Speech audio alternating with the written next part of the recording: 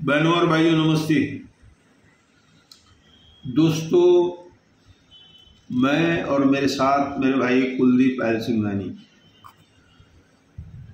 हर दिन एक नए मुद्दे की खोज में रहते हैं। पहले हम साप्ताहिक अखबार निकालते थे तो मुद्दे मिल जाते थे। आज एक एक मुद्दे को ढूंढना, उसको आपको बताना, फिर आप उस तरफ ध्यान दें, यह भी हमारे लिए बड़ी बात है। आज कुछ छोटी छोटी बातों को मिलाकर मैं एक खबर आपको जानकारी दूंगा। मैं दोस्तों, सबसे पहले मैं जाऊंगा उल्लासनगर शहर के स्कूलों की तरफ। कितने स्कूल थे हमारे ज़माने में। प्राइवेट स्कूल नहीं हुआ करते थे, एक निवरा स्कूल ज़माने से है। तो आज जो मनपा के स्कूल हैं, जो मनपा का स्कूल बोर्ड वुडलैंड कॉम्प्लेक्स में है, एक अलग से फंड उसको दिया जाता है, स्कूलों को बढ़ावा दिया जाए। पर न माँ बाप को विश्वास है न बच्चे उस स्कूल में पढ़ना चाहते हैं, क्योंकि न तो स्कूल वैसे साफ सुथरे हैं, न वहाँ पर कोई रख रखाव है, न बच्चों के लिए ऐसी वहाँ पर कोई कैंटीन है। बच्चे वहाँ जाना नहीं चाहते हैं, क्योंकि सभी अभिभावक जो बड़े बड़े रईस हैं वह अपने बच्चों को दूर दूर तक, जिनका सफ़र 1-1.5 घंटा रहता है, वहाँ तक स्कूलों में भेज रहे हैं।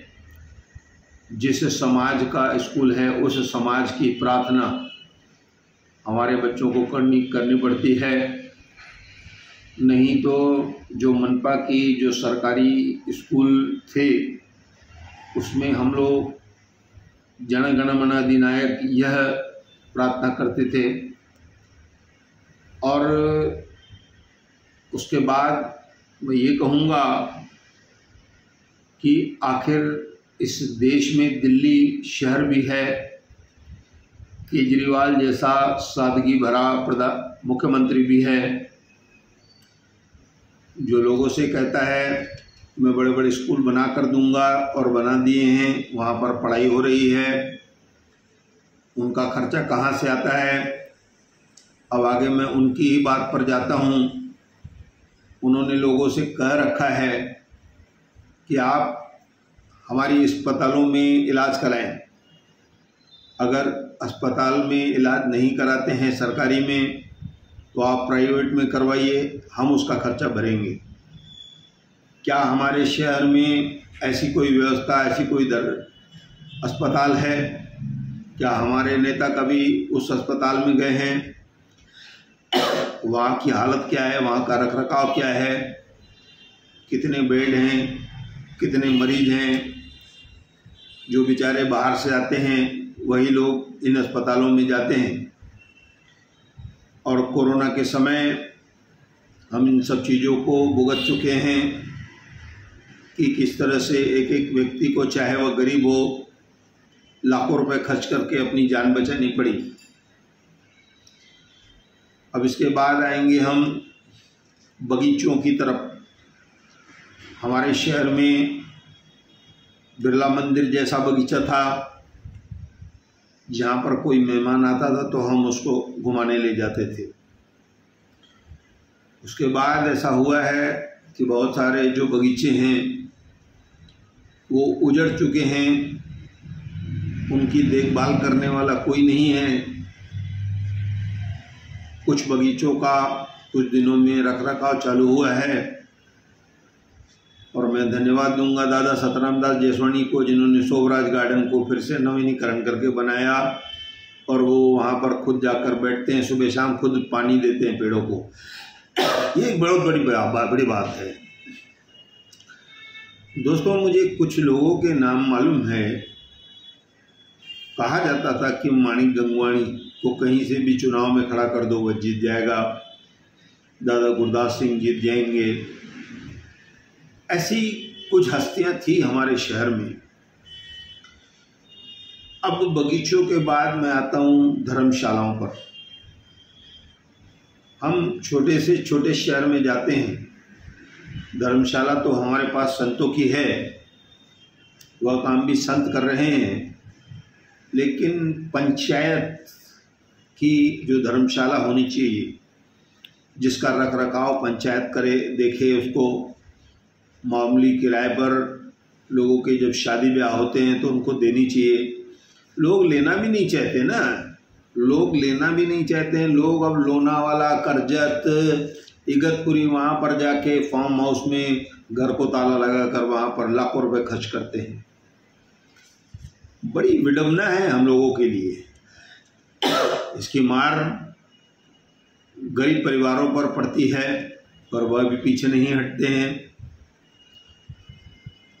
लड़की का बाप सालों से अपनी की हुई मेहनत, पसीने की खर्च जो खाना है वह हाल में रखवाता है, लेकिन कई लोग उसको भी स्वीकार नहीं करते हैं। दोस्तों, उस व्यक्ति ने कैसे बूंद बूंद बचाकर अपनी बच्ची के लिए रखी, उसका अनादर आप लोग मत करो। तो ये धर्मशालाएं भी हमारे पास नहीं है। अब आते हैं हम समाज मंदिरों की तरफ। हमारे पास स्थिति यह है कि आज कौन सा फंड खुलेगा, उस फंड को कैसे खर्च करना है, लेकिन वो लेना है, चाहे उसका दुरुपयोग हो जाए।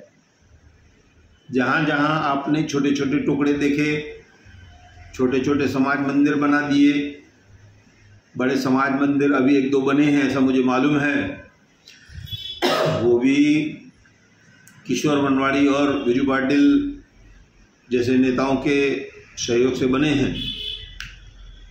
तो हमारे पास जो ये समाज मंदिर हैं बाकी स्थानों पर कौन से कार्य में आते हैं? क्या हम पगड़ी रस्म करते हैं उसमें? क्या हम किसी को सुला सकते हैं वहाँ पर? क्या मेहमान आने वाले वहाँ रह सकते हैं? उनका क्या प्रबंध है? दोस्तों, बहुत दिन पहले मैंने एक चीज़ दिखाई थी। मैं वर्तमान के नेता से क्षमा चाहूँगा। हरीश कृष्णानी जी के सामने एक बैरेक है दुकानों की, उसके पीछे एक रात्रि निवारा केंद्र बना। बिना किसी ने लाभ लिए उस रात्रि निवारा केंद्र का जो भी माल था सब चौपट हो गया, दरवाजे निकाल लिए गए, नल निकाल लिए गए। अब वहाँ पर कोई न चौकीदार है, न कोई है, न उस मतलब वो पैसा ऐसा चला गया हमारा। तो बात हमारी शुरू हुई स्कूल से कि बच्चे न तो मनपा स्कूल में जाना चाहते हैं, न वहाँ पर बराबर रख रखाव है, न उन अध्यापकों पर बच्चों का विश्वास है, माता पिता का विश्वास है। गरीब से गरीब व्यक्ति अपने बच्चे को उच्च शिक्षा देकर उसको एक अच्छे अधिकारी के रूप में देखना चाहते हैं। आखिर सब लोग तो अधिकारी बनेंगे नहीं। तो कुल मिलाकर आज मैंने बहुत सारी जानकारी आपको एक साथ दी। इन सब चीज़ों का हल क्या है यह हमको देखना है। एक चीज़ मैं फिर कहूँगा, सड़कों का काम बंद है, भगवान का आगमन चालू है। जो शहर में पूर्व नेता हैं वह दबाव डालकर सड़कों को सीधा कराएं ताकि भगवान का आगमन आसानी से हो। और कुछ दिनों के बाद, आज के दिन भगवान विराजमान होंगे और कुछ दिनों के बाद विसर्जन भी चालू हो जाता है। दोस्तों, मेरे पास जो जानकारी थी वह मैंने आपको दी और मैं आपसे क्षमा चाहता हूँ अगर मैंने कोई बात गलत कह दी। ऐसा कहकर मैं धन्यवाद कहता हूँ।